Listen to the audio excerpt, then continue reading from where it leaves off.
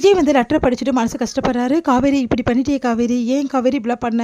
நான் ஏதோ கோவத்தில் பேசிட்டேன், அதுக்காக இப்படியா பண்ணுவேன், என்னை விட்டுட்டு ஏன் இப்படி போனேன் அப்படின்னு சொல்லிட்டு செமையாக டென்ஷன் ஆகிறாரு. உடனே வந்து எங்கே போயிருப்பா அப்படின்னு சொல்லிட்டு யோசனை பண்ணுறாரு. உடனே நிவின்க்கு கால் பண்ணலாமா, ஒருவேளை நிவின் கிட்ட போயிருந்தா அப்படின்னு சொல்லிட்டு யோசிச்சுட்டு நிவின்க்கு கால் பண்ணுறாரு. உங்களை நான் பார்க்கணும் அப்படின்னு சொல்கிறாரு.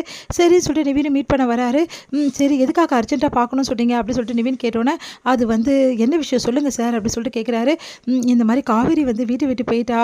எனது காவேரி வீட்டை விட்டு போயிட்டால, எப்படி போவா, உண்மையை சொல்லுங்க காவேரிக்கு என்ன பண்ணீங்க அப்படின்னு சொல்லிட்டு பயங்கரமாக கத்துறாரு. உடனே வந்து இங்கே பாருங்க, நான் எதுவுமே பண்ணல புரியுதா, தேவையில்லை அதெல்லாம் பேசாதீங்க. அஜயோட நிச்சயதார்த்தத்தை வந்து காவேரி நிறுத்துறான்னு சொன்னோன்னே வீட்டில் உள்ளவங்க எல்லாருமே திட்டினாங்க. அதனால தான் அவள் வந்து மனசு கஷ்டப்பட்டா. எல்லாரும் திட்டினது இருக்கட்டும், நீங்கள் திட்டினீங்களா அப்படின்னோன்னா, ஆமாம் நானும் தான் திட்டினேன், அதனால தான் அப்படி பண்ணியிருக்கா. நீங்கள் ஏன் இப்படிலாம் பண்ணுறீங்க, அவள் என்ன தப்பு பண்ணா, அந்த பசுபதி எவ்வளோ மோசமான ஆளுன்னு உங்களுக்குலாம் தெரியும், தெரிஞ்சதால தானே வந்து காவேரி வந்து அந்த வீட்டுக்கு வரக்கூடாது, பசுபதியோட பொண்ணுன்னு நினச்சா.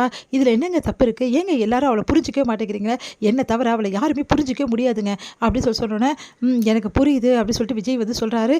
உடனே வந்து இங்கே பாருங்கள், நீங்கள் பண்ணது ரொம்ப பெரிய தப்பு, உண்மையிலே சொல்லுங்கள், காவேரி வந்து வீட்டை விட்டு போயிட்டாலா இல்லை அடிச்சே அவளை அப்படின்னோடனே செமையாக டென்ஷன் ஆகிறாரு விஜய். இங்கே பாருங்கள், தேவையில்லாதெல்லாம் பேசுறீங்க, அப்புறம் அவ்வளோதான் சொல்லிட்டேன், காவேரி இப்போ என்னோடய ஒய்ஃபாக இருக்கா புரியுதா, என் ஒய்ஃபை எப்படி பார்த்துக்கணும் எனக்கு நல்லாவே தெரியும், அந்த மாதிரி ஆள் நான் கிடையாது, தேவையில்லாதெல்லாம் பேசாதீங்க, வீட்டில் பிரச்சனை நடந்தது உண்மைதான், காவேரி மனசு கஷ்டப்பட்டது உண்மைதான், அவள் போனது உண்மைதான், ஆனால் அதுக்காக இப்படியெல்லாம் பேசுவீங்களா நீங்கள், இங்கே பாருங்கள் இந்த மாதிரிலாம் பேசுதா இருந்தால் உங்ககிட்ட நான் ஏன் வந்து சொல்லணும், எனக்கு சொல்லணுன்ற அவசியம் கிடையாது அப்படின்னோடனே, சரிங்க அப்போ காவேரி எங்கே போயிருப்பா, அதான் எனக்கு தெரியல, அதனால தான் உங்ககிட்ட கேட்க வந்தேன், காவேரி ஏதாவது எங்கேயாவது போயிருப்பாளா, ஏதாவது ஐடியா இருக்கான்னு கேட்க வந்தேன், ஆனால் நீங்கள் என்னென்னா தேவையில்லாமல் என்ன பேசுகிறீங்க அப்படின்றாரு.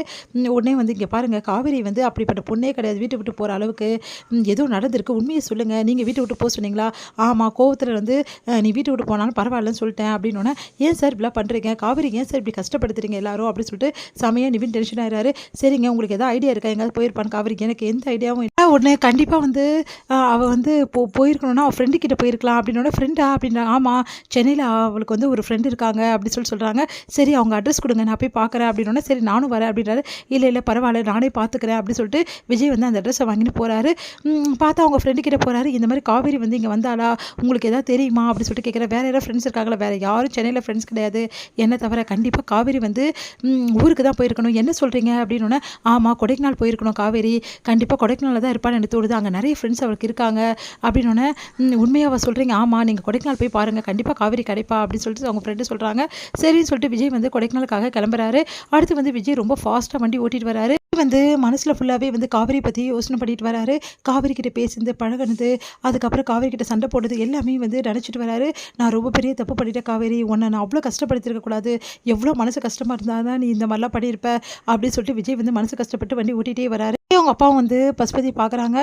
என்ன சார் ஃப்ரெஷ்அப் ஆகிட்டிங்களா அப்படின்னு, ஆமாம் அப்படி சொல்கிறாரு. சரி அதுக்கப்புறம் என்ன பண்ணுறது, உங்கள் வீட்டில் உள்ளவங்களாம் காவேரி மேலே கோவமாக தானே இருக்காங்க, ஆமாம் சார் ரொம்ப கோவமாக இருக்காங்க, அப்போ ஒன்றும் பிரச்சனையே கிடையாது, அப்போ இந்த கல்யாணத்தில் அவங்களுக்கு விருப்பம் தானே, ஆமாங்க எல்லாருக்கும் ரொம்ப விருப்பம், ஆனால் அந்த காவேரி தான் இப்படி பண்ணிட்டா, அதனால தான் எல்லாருக்கும் ரொம்ப டென்ஷன், ஏன் விஜய் கூட ரொம்ப டென்ஷன், சரி ஓகே அப்படின்னா கல்யாணத்தை சீக்கிரமாக முடிச்சிடலாம், நிச்சயதார்த்தத்தை இப்போ பண்ண வேணாம், கல்யாணத்தையே நேரடியாக முடிச்சிடலாம், உங்கள் வீட்டில் உள்ளவங்ககிட்ட பேசுங்க, நான் நல்ல மண்டபமாக பார்க்குறேன், சூப்பராக ஜாம்னு கல்யாணம் நடத்துவோம், இப்போ என்ன பண்ண முடியும் காவேரியால் அப்படின்னு சொல்கிறதும் கரெக்டு தாங்க, நான் வீட்டில் போய் பேசுகிறோம், முடிவு எடுக்கிறோம், நல்ல நாள் பார்க்குறோம் அப்படின்னு சொல்கிறாங்க.